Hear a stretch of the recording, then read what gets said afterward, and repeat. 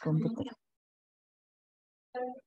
Oke, hari ini kita masuk ke pertemuan ketiga untuk mata kuliah praktikum manajemen administrasi base data. Ini masih simpel ya, belum terlalu susah. Kalian sudah memahami dengan menggunakan DBMS yang berbeda, karena biasanya kan pakai MySQL ya. Nah, ini adalah introduction to SQL and SQL Developer.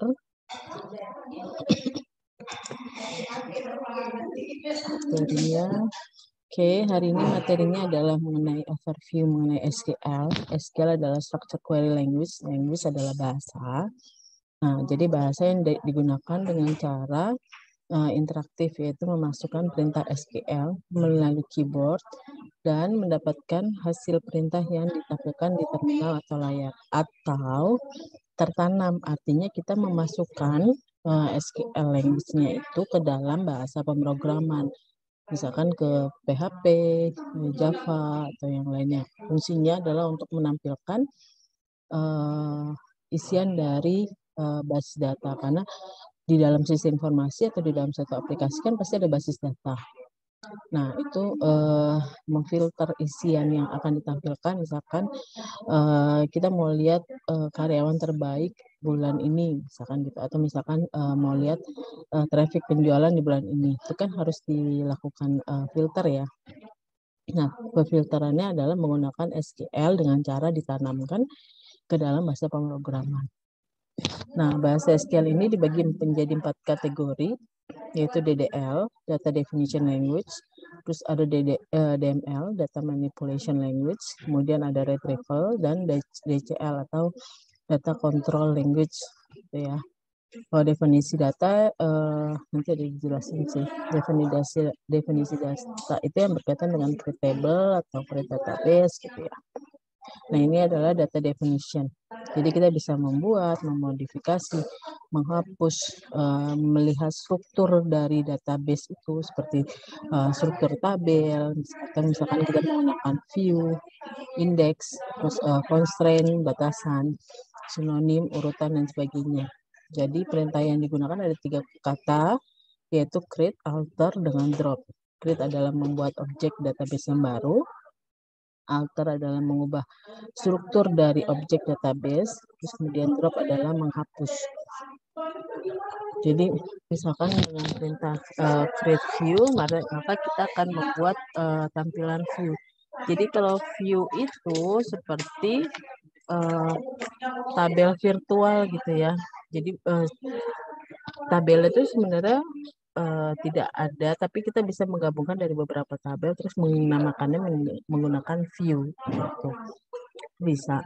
Terus kemudian indeks, nanti kita memberikan field tersebut mana yang unik, mana yang bisa dijadikan indeks gitu ya. Nah, salah satu kekuatan RDMS adalah mengubah struktur tabel tanpa perlu mengubah program aplikasi yang ada. Jadi kita tinggal menambahkan kolom, misalkan kita mau ubah tabelnya. Tadinya kan misalkan nomor induk mahasiswa itu pakainya NRP. Terus digitnya adalah 8. Tapi kalau misalkan sekarang kan menggunakan NIM ya, digitnya adalah 10. Nah, kita nggak perlu nih bongkar aplikasinya, tapi kita cuma perlu ngebongkar panjang dari tipe datanya aja. Panjang tipe datanya tadinya 8, terus dirubah menjadi 10 seperti itu. Nah, itu menggunakan perintah alter. Terus kemudian ada data manipulation language. Di sini ada insert, update, dan delete. Nah, insert berarti memasukkan sesuatu atau menambahkan baris ke dalam tabel. Update mengubah nilai kolom dari baris yang ada. Kemudian delete menghapus baris dari tabel. Nah, perintah manipulasi ini merupakan bagian dari transaksi. Jadi, semuanya ini belum terjadi perubahan sampai ada konfirmasi commit. Atau misalkan kita mau ngebatalin transaksi. Ini ya, dengan rollback. Gitu. Jadi, SQL ini menawarkan 2 perintah untuk mengontrol transaksi. Bisa menggunakan commit, bisa menggunakan rollback. Kalau commit berarti kita menyetujui menyetujui setiap perubahan yang telah kita lakukan. Atau misalkan rollback, oh nggak jadi disetujui, berarti kita menggunakan perintah rollback seperti itu.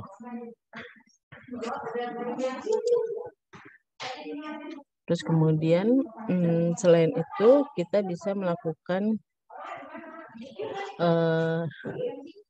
perbedaan antara manipulasi data dengan definisi data.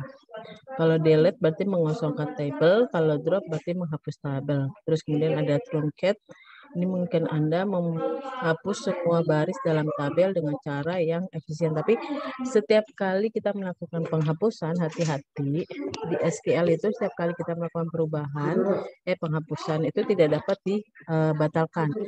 Kalau misalkan di Word kan ada undo ya. Nah, itu kita nggak bisa. Kalau udah hapus ya udah hapus gitu. Terus kemudian mengupdate isi tabel dan alter merubah strukturnya. Kalian kan pernah dengar ini di bahasa MySQL ya. Nanti kita akan bahas lagi untuk update dan lain sebagainya. Nah, ini untuk retrieval atau digunakan untuk melakukan select ya. Retrieval itu adalah proses penyaringan informasi apa yang mau kita tampilkan seperti itu. Nah, ini ada komponennya ada select, from, where, group by, having, order by. Jadi kalau select berarti apa yang mau ditampilkan dari tabel mana gitu ya. Terus kemudian where itu kondisinya seperti apa. Misalkan mau menampilkan kode karyawan yang depannya huruf A atau yang kotanya di Depok. Berarti kan where-nya adalah kota sama dengan Depok. Terus kemudian group by. Diurutkan berdasarkan apa nih? Misalkan berdasarkan dari A sampai Z. Atau diurutkan berdasarkan umur dan lain sebagainya. Terus kemudian having. Ini untuk filter juga. Ya, terus ini sama group by dengan order by. Group by itu diurutkan berdasarkan field apa, kalau order by diurutkan secara apa, ascending atau descending. Terus kemudian security. Nah, security kemarin kita sudah bahas security untuk membatasi akses data dengan menggunakan grant dan revoke ya. Ini adalah object privilege yang diizinkan. Alter, delete, execute, flashback, index, insert, retrieve, select, dan update. Nah, kemudian ini grant dan revoke. Kemarin sudah kita bahas ya, lanjut saja. Terus kemudian ada apa? Iya, kemarin grant revoke udah. Ya.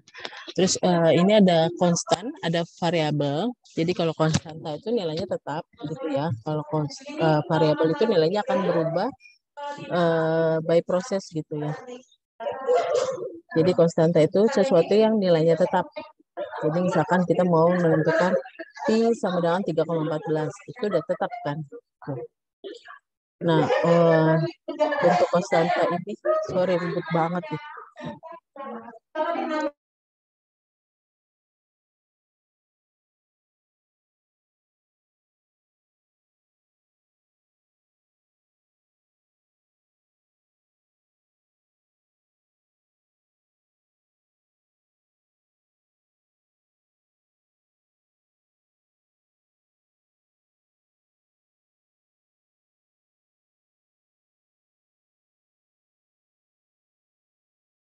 Oke, kita lanjut, maaf ya. Jadi dengan menggunakan konstanta kita bisa menambahkan biasanya pakai persen F gitu ya untuk float atau menggunakan yang kutip ganda atau kutip tunggal. Terus kemudian teks. Nah, kalau penggunaan teks untuk konstanta itu harus dikasih tanda kutip. Jadi di samping sebelah kanan ini sudah ada contoh-contoh dari konstanta gitu ya. Misalkan numerik penulisannya seperti ini pakai titik gitu ya. Terus kemudian alfanumerik untuk string bisa pakai tanda kutip 1 atau kutip 2. Nah, ini tergantung dari DBMS yang digunakan. Terus kemudian penulisan tanggal dan interval seperti itu. Nah, kalau variabel seperti kalian tahu di bahasa pemrograman itu adalah nilainya bervariasi dari waktu ke waktu. Misalkan gini, kita definisikan A sama dengan 1. Terus kita definisikan lagi B sama dengan 3. Nah, ketika terjadi proses pertambahan gitu misalkan A tambah B, berarti kan 1 tambah 3. Nah, itu nilai variabel, misalkan kita mau gimana ya? Kita mau mendefinisikan nilai A adalah 1 tadi ya, B adalah 2, C adalah 3. Nah, kemudian ada variabel satu lagi, variabelnya adalah D. Nah, variabel D ini nilainya berapa? Variabel D nilai awalnya adalah 0. Nah, D ketika ada proses perhitungan A tambah B tambah C, maka nilai D itu berubah. Bukan 0 lagi, tapi 1 tambah 2 tambah 3. Hasilnya adalah nilai D adalah 6. Seperti itu. Itu adalah contoh dari variabel.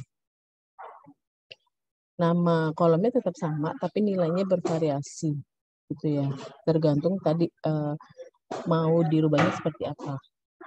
Nah, variabel sistem itu ada sysdate, berarti tanggalnya itu diambil dari sistem.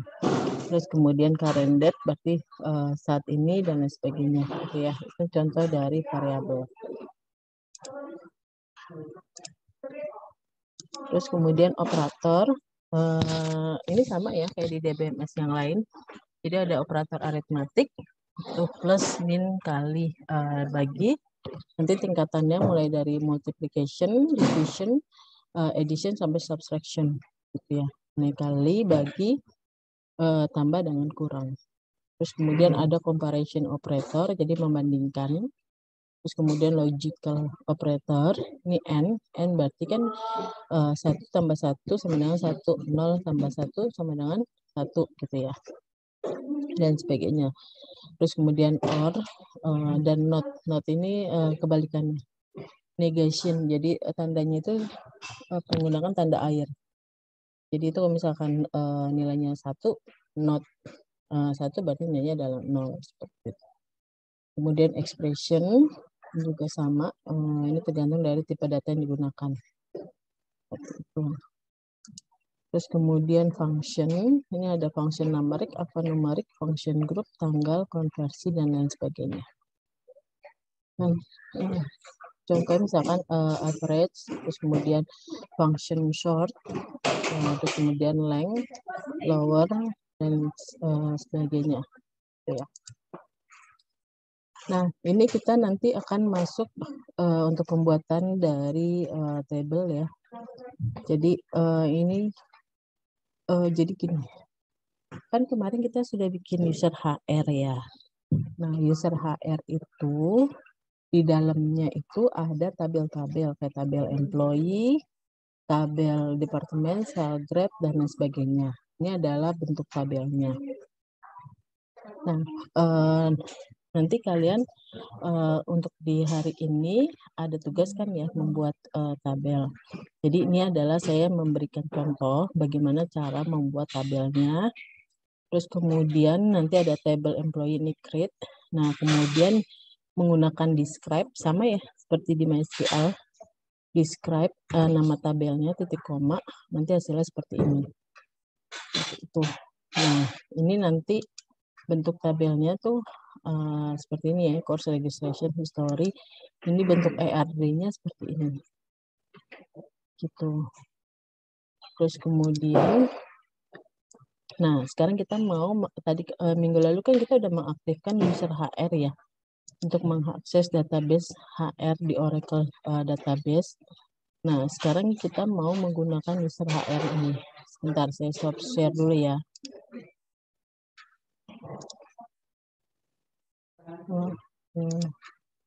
Ini nggak bisa diminimas ya. Oke.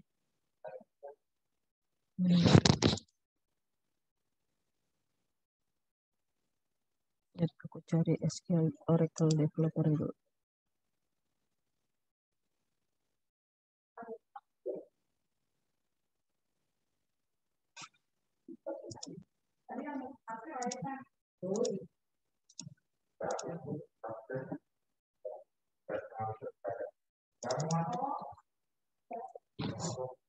Wait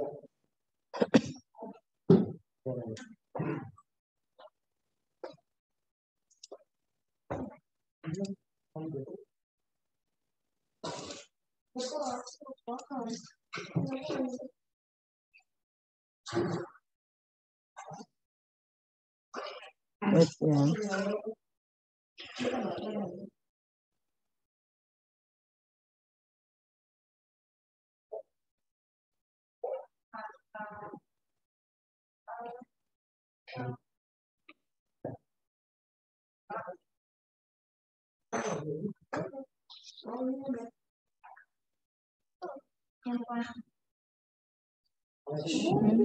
Kok ditutup?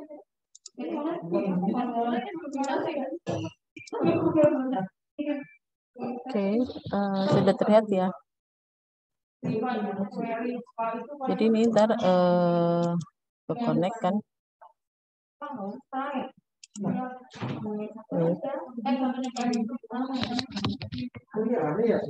ini ke username-nya adalah HR. Terus kemudian passwordnya adalah yang kemarin sudah dikerjakan.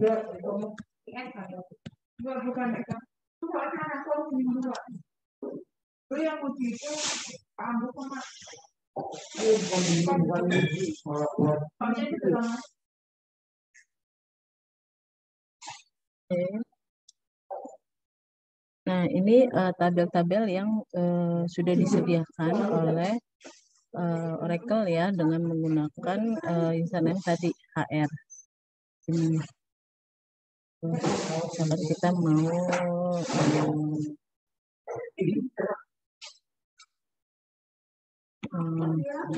describe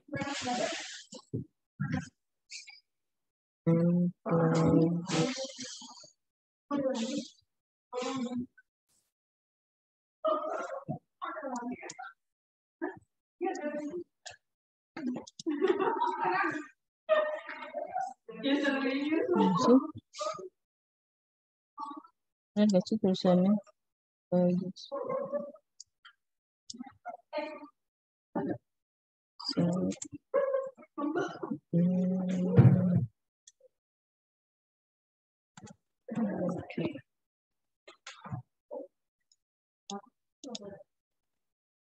Salah.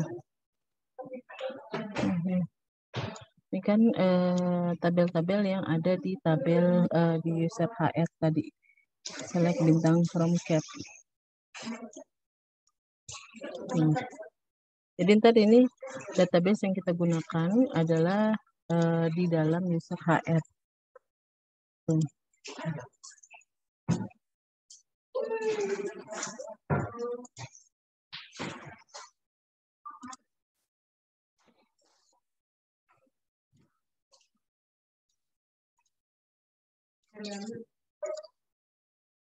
Oke, kita sampai sini ya. Jadi perhatikan kemarin kita kan sudah mengaktifkan user HR ya untuk mengakses ke dalam database-nya si HR.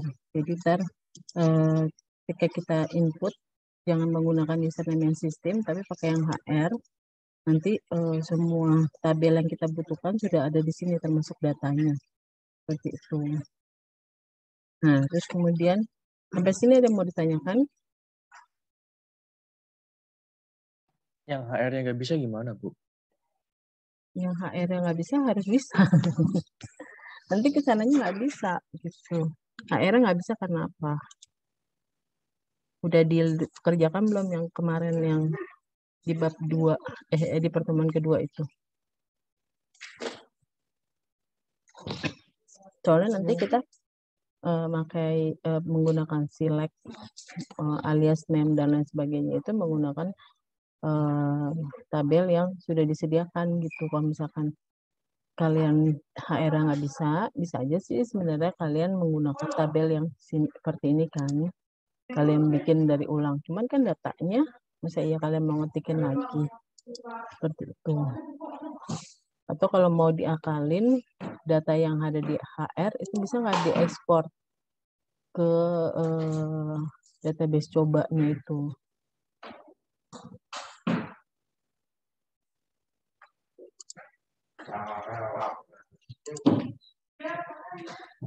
Nah, ini tugas untuk minggu ini ya.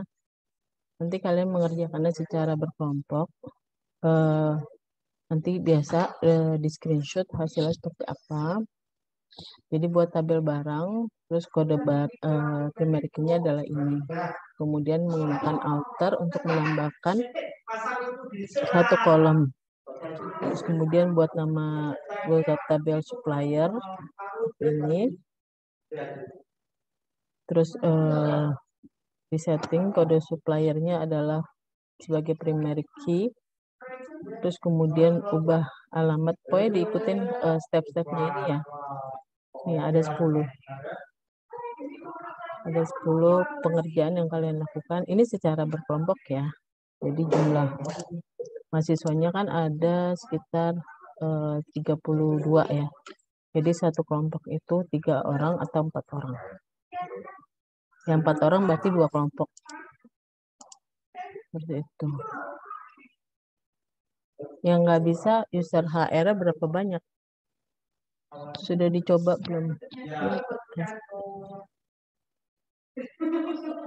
Bu mau nanya, ini pengerjaannya sama kayak misalnya kita make yang di Command Prompt kan ya Bu ya? Iya. Pakai yang ini aja yang di Enggak, dalam maksudnya Excel. kayak penulisannya itu sama kayak di Command Prompt kan kayak misalnya create table pembelian terus Iya. buka kurung gitu-gitu lah. Tapi pakainya di Oracle SQL Developer ya. Kan ada Oke, SQL Bu. Worksheet. Oke, Bu. Oke. Ada yang mau ditanyakan silakan. Oh, absen Bu, saya belum Bu. Oh, absen. Kalau sudah saya stop share ya. Ini recordingnya saya push.